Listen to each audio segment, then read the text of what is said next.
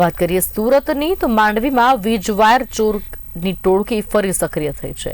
માંડવીના તસાડાબાર ગામે ખેતરાળા વિસ્તારમાં ચોરી કરવામાં આવી। આશરે 3 કિલોમીટર લાંબા વીજ વાયરની ચોરી કરી અને આ ટોળકી ફરાર થઈ ગઈ। એગ્રીકલ્ચર વીજ લાઇનના વાયરની ચોરી થઈ છે। કામરેજ માંગરોળ માંડવી વિસ્તારમાં અવારનવાર આ પ્રકારની ચોરી થાય છે। વીજવાયર ચોર ટોળકીથી ખેડૂતો પરેશાન થઈ ગયા છે। માંડવી પોલીસે ચોરી મામલે વધુ તપાસ હાથ ધરી છે। અમારે ડાબા કાંઠાની નેર પર અમારી બધી જમીન આવી છે।